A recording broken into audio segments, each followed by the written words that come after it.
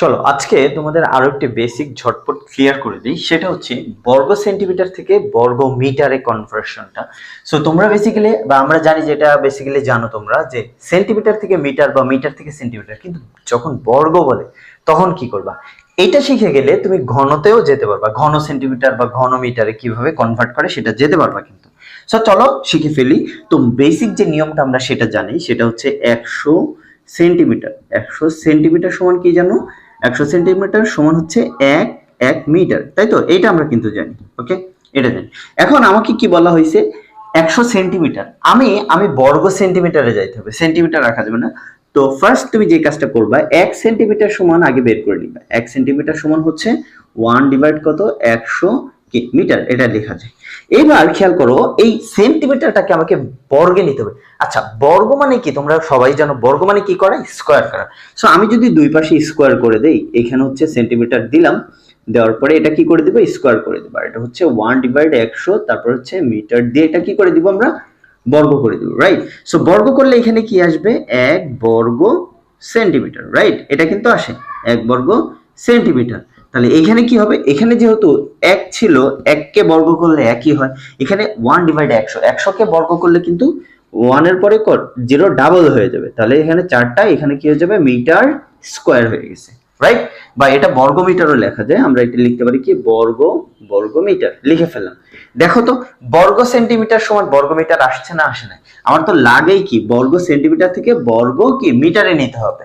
So নিতে হলে এবার আমরা কত, আমার 1 বর্গ সেন্টিমিটার সমান এত বর্গ মিটার পেয়ে গেছে। এখন আমার লাগবে 5 বর্গ সেন্টিমিটার। সো তুমি কি করবা? 5 বর্গ সেন্টিমিটার সমান হচ্ছে 5, জাস্ট মাল্টিপ্লাই করে দিব। আমরা দুই পাশে মাল্টিপ্লাই করে দিব, বর্গ মিটার হয়ে গেছে কিন্তু। এখন এটাকে যদি আমি সাইন্টিফিক আকারে লিখি, সেটা কি হবে? 10 ইনভার্স কত হয়ে যাবে? 4 বর্গ মিটার। বা তুমি কিন্তু এখানে ভাগ করে, এটা আসবে, ভাগ করলে 0.005 আসবে, হ্যাঁ, বর্গ মিটার আসবে। ওইভাবে করতে পারো। সো এইখান থেকে দেখো, আমি বর্গ সেন্টিমিটার সমান বর্গ মিটারে কিন্তু নিয়ে গেছি। কি করছি? জাস্ট দুই পাশে কি করে দিচ্ছি? বর্গ করে দিচ্ছি। বর্গ করার পরে এটা হয়ে গেছে। এখন এখান থেকে তুমি একটা শর্টকাট বের করতে পারো। শর্টকাটটা কি? যে তোমার আছে 5 বর্গ সেন্টিমিটার, বর্গ সেন্টিমিটার থেকে যদি বর্গ মিটারে নিতে হয়, তাহলে 10 ইনভার্স কত দ্বারা? 4 দ্বারা গুণ করলেই এটা কি হয়ে যাবে? বর্গ মিটার। খুবই সহজ। এটা শর্টকাটটা মুখস্থ রাখতে পারো, বা মুখস্থ যদি নাও থাকে কোনো সমস্যা নাই, বেসিক তো তুমি জানো, এভাবে কিন্তু বের করে নিতে পারবা। এখন তোমাকে যদি বলি বর্গ সেন্টিমিটার না বলে বর্গ ঘন সেন্টিমিটার বলি, যদি বলি কি ঘন সেন্টিমিটার, তাহলে এখানে কি? এখানেও সমান ঘন মিটার আসতেই পারে। আমাদের আয়তন বের করতে হয় না, আয়তনের ক্ষেত্রে কিন্তু আমাদের এই ঘনর কাজ আসে, ঘন সেন্টিমিটার ঘন মিটার আসতেই পারে। তখন তুমি কি করবা? তখন তুমি এই জায়গায় স্কোয়ার না করে কিউব করবা। দুই পাশে কি করবা? কিউব করবা। কিউব করলে এখানে 1 1ই থাকবে, আর এইখানে কি হয়ে যাবে? 0।